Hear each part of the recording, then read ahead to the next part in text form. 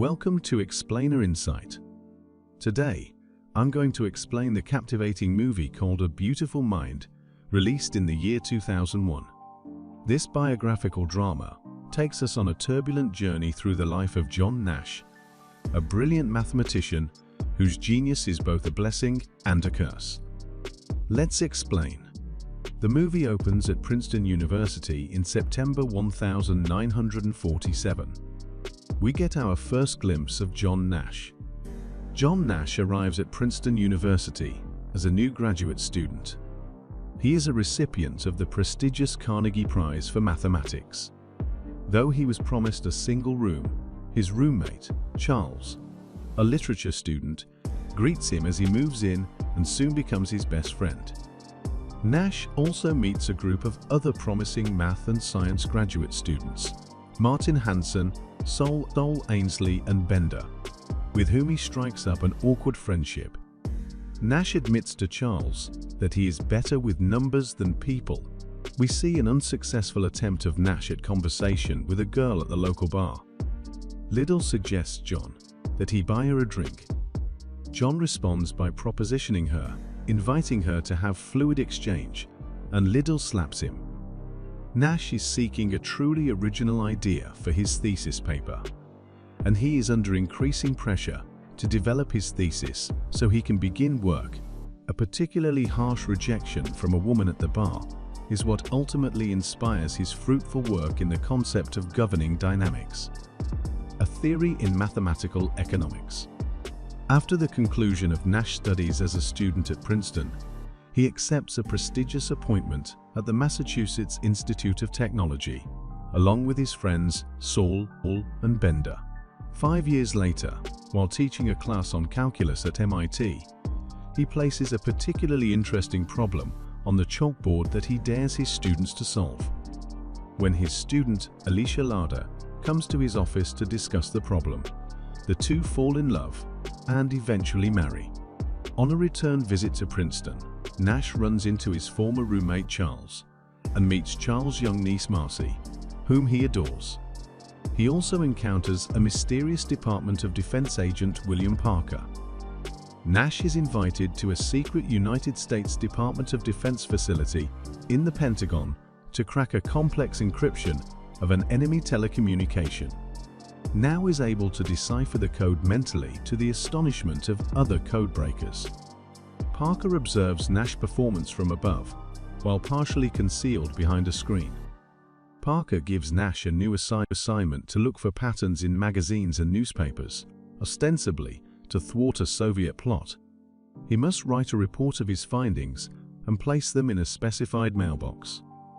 After being chased by the Russians and an exchange of gunfire, Nash becomes increasingly paranoid and begins to behave erratically. After observing this erratic behavior, Alicia informs a psychiatric hospital. Later, while delivering a guest lecture at Harvard University, Nash realizes that he is being watched by a hostile group of people. Although he attempts to flee, he is forcibly sedated and sent to a psychiatric facility. Nash's internment seemingly confirms his belief that the Soviets were trying to extract information from him. He views the officials of the psychiatric facility as Soviet kidnappers.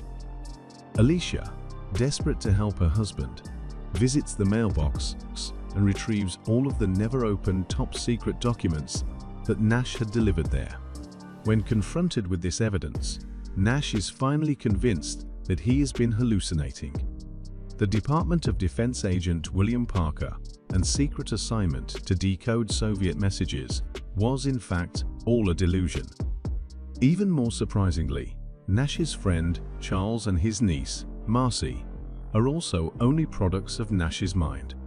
After a painful series of insulin shock therapy sessions, Nash is released on the condition that he agrees to take antipsychotic medication.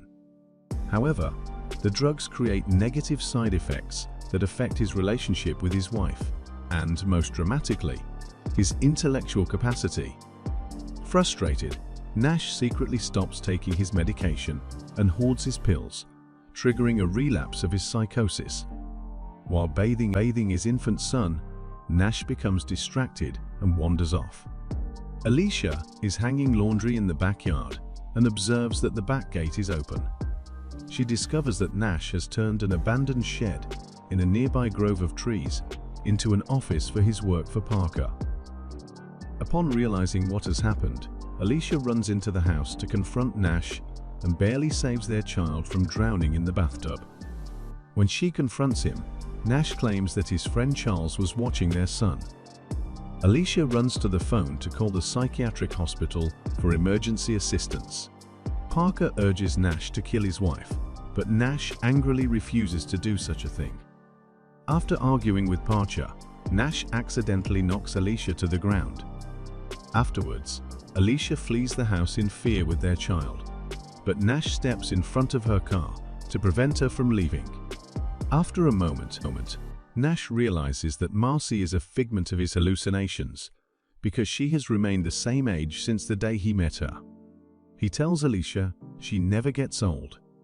Only then does he accept that all three people are, in fact, part of his hallucinations.